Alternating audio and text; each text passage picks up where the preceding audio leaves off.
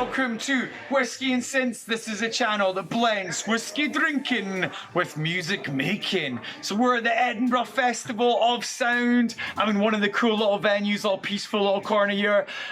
What I'm going to say, guys, is we've got loads of videos coming up. So this one and other ones. So if you like this, hit the subscribe button, hit the bell, ding. And we got loads of videos from Whisky and Synths at Edinburgh Festival of Sound coming up.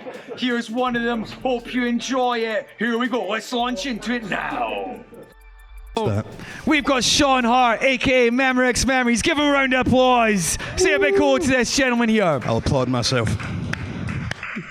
All right, so that crowd control. So that was enlightening, a chat from Susie, kind of rapping, industrial production. But Sean's a little bit different. He's more of like you could say like a synthwave artist, this guy. A little bit more chill, a little bit more summery. How would you describe your music, my man? I don't know, but you just made me feel fantastic right there, man. Like, you're very welcome. I don't know how I'm supposed to follow Susie personally. I mean, like, let me just break it down for you guys. I'm actually a social worker outside the music scene.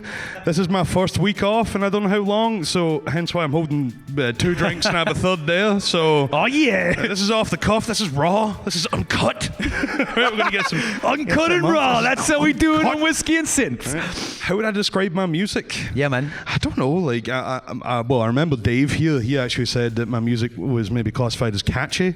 However, personally, from a biased perspective, I would say it's maybe more of a carcinogen if I was to say anything, man. Like, I don't really know how to classify my music. Like, I was very influenced with artists like Boards of Canada and the sort of IDM ambient scene, and I followed that for quite a while, and then gradually I've just kind of focused on implementing. So next up, I thought I'd just ask you a little bit of questions about your music, man. That's one of the reasons we're here as well. We could talk about whiskey all night, but we're here for a little bit of music chat. So I was thinking when I was listening to Sean's music, when I'm seeing him play live, he's got a lot of musicality in it, kind of synthwave. You could say a little bit catchy, like we mentioned, a little bit smooth. So I thought musicality might be a good thing to talk about, because a lot of producers, it's kind of rhythm, and we sometimes forget we're kind of, about a little, not totally getting into music theory, but musicality is important, of course. So thank God, because I had prepared my here's music a question theory. I've got for you. How do you make your tunes so catchy, but not cheesy? Because sometimes catchy stuff's like, oh, it's a bit cheesy, mate. But I don't find it cheesy. I find it really catchy, memorable, but not cheesy. How'd you go about that? You have to listen to a lot of Dido in the bath. You really have to. I can do that. You have to get underneath the skin to the real, the core of the human spirit. That's what you need to get to here. Do you have a bath bomb? A lot of scented candles, a lot of lavender. A number 5 whiskey. And Memorex just comes to you, man. That's how it goes. You're in the bath, you got salts, you got lavender, you got Dido. You come outside, you got the convector heating on 3. It just comes to you, man. Convector fan. I mean, I have storage heaters. I fucking hate them, right? But anyway, sorry. But yeah, yeah, you know what I'm saying? Like, this dude gets it, right? Yeah, get him another number 5 whiskey on the house. Yeah, that'll warm you up. But I don't know, when it comes to any kind of creation, I really don't even know how I got here. I mean, like, if I'm being perfectly honest, and I mean, this is God's honest truth, like, I feel like a couple of years ago, I was just some, like, overgrown hairy dude making music in his parents' back bedroom. And now, that's where we all begin. And then, I'm still pretty much that guy. Yeah. And then now I've got, like, X amount of plays, fan base in America, and I'm sitting on a stage with a dude offering me free whiskey. So, I mean, that should be, I don't know, a business model for anybody, man. That's a boost in confidence. Anybody out there? Go for it, man. Yeah. Like, it can happen. You can get number 5 with cola that you smuggled from the other bar, but shh. All right, so interesting process. Dido in the bath with the scented candles. Never heard that one before, and I've watched a lot of YouTube videos about music production. Cool, so you're not watching the right ones, Dave. So this one ties in nicely with Susie's chat earlier. Maybe I've had a few of these questions because maybe it's something I struggle with as well. A lot of your music's got a vocal hook, a vocal sample. Sometimes it's a sample, sometimes it's your own voice.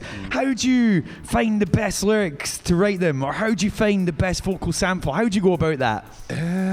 Well, there you go. I'll actually try and give a sensible answer to this question. I actually only wrote my first sort of lyric sheet, if you want to say, the other day. As part of my new album. Have you had a lawsuit from Dido yet? Not yet, no. Not yet, yeah. A lot of similarities, I heard. I look just like him, man. What can I say? I know. I was meant to have Dido here, but he was the best I could get. Exactly, man. Our agent didn't get back in time, so like, just get that dude, man. He looks just like her. I actually only wrote, and I've always been very self-conscious rather, when it comes to singing. So I only went ahead and done that, like, say about a couple of months ago, but I use quite a lot of vocal samples in my music. A lot of that comes from mostly childhood memories. I don't know, it feels like the music that I'm making now, a lot of these things just kind of come back to me. Like, for example, one of my biggest singles called Thanks for Listening, that contains a sample. If actually, you know what I mean? Like, some of you guys might recall this. Raise your hands here. How many of you guys had a video player growing up? Nice, right, that's what I like to see. Now, do you remember you used to get those trailers and shit? What was that? What was that? Nice. Still got 5. Oh, I'm like that with boomboxes. You can have a boombox VCR museum on the go if you want, mate. I'll talk to you later. Well, anyway, the reason I ask is, do any of you guys recall at the beginning of some VHS tapes, you would get like those trailers and stuff, but then you would get the ones from, I don't know, what are they called? It's like the VSDC, and it would be like the ratings board, and it would be, this film is classified EU. Like those guys, right? And I remember, like, I don't know, I watched a lot of videos growing up, but right at the end of it, after they tell you, like, regardless what rating it is, this little voice would kick in and say, thanks for listening. And that is just that was drummed into my head growing up for ages. And then, I mean, like, one day I sat down and I was like, I'd quite like to use that. And then before I knew it, I had a track. Oh yeah, but cool. All of my samples pretty much just come from childhood memories or PTSD or whatever the fuck you want to call it. Okay, interesting, cool. And speaking of memories, one of the last questions I had is is music. You'll hear later, does have a really summery, nostalgic vibe, and I guess getting these kind of samples from old VCRs or mined off YouTube clips or whatever. I mean, who cares about copyright, eh? But anyway, I was going to ask, how do you get that summery, nostalgic vibe in your music? Is it certain chords or like certain synths, or I don't know? I think it's a nice thing you've got going there, and I'm sure a lot of people want the secret behind it. I don't know, man. Like, if I'm being honest, I think I'm just fortunate. Like, because one of the curious things is, you live in Glasgow and it's even wetter than Edinburgh. Yeah. I mean, I've lived there and it's wet. So, is it a reaction to that? Well, see, that's actually a good point that you've raised there, because like I'm associated with quite a lot of American artists that are mostly from like LA and like all these sort of sunny states, and the music that they make, even though we're in a very similar genre, it does sound like sort of distinctively different. But I think that's just because like these guys have like vitamin D pouring out of every possible I don't know part of their body. You know what I mean? It's just there. That's why they're always just so manic and really enthusiastic. Whereas we kind of that has been subtracted from our typical atmosphere, so we have to compensate for it. Yeah, we've got that deficiency going on. We have a lot of grey and mediocrity, so I had to compensate for that. And it's like, right, the sunshine isn't around anymore. I'll write my own. Let's make sunshine. It's like that bit in The Simpsons, like, yay, imagination Christmas. Fucking yeah, you just had to compensate for it. But I don't know, like I grew up on a lot of there you go, my dad was effectively a raver / breakdancer, and my mum was a hippie, so you can imagine the music that I was brought up on. Amazing. I was brought up on like the cream of the crop when it came to electronics, so a lot of Air, a lot of Boards of Canada, a lot of Aphex Twin, Chemical Brothers. So I mean, like a lot of that stuff just kind of, I think, sort of absorbed. Yeah, I get it. Yeah. There you go, artificial sunshine. That's a nice way to describe it. Can I have an awe in the crowd? Oh. So there you go. You've got Memorex Memories distilling sunshine into his music. Ooh. With a tasty number 5 with suggestions of Christmas. Ho, ho, ho. So, Sean, thanks for that enlightening chat. It's been an absolute honour having you on the stage. I hope so. Give him a round of applause, ladies and gentlemen. Hope you've taken away a bit from that. Thanks for coming on stage today, Thank my you. man. Quick preface, just before I start this shit, I would like to say that I do tend to get a little bit into my own music. So for tonight, I'm going to be utilising two specific styles of dance, one being dad dancing, the other one being a total lack of self-awareness. And you're going to see, it's going to be uncut, baby. So, I say chicken, you say sandwich, chicken, chicken. Woo!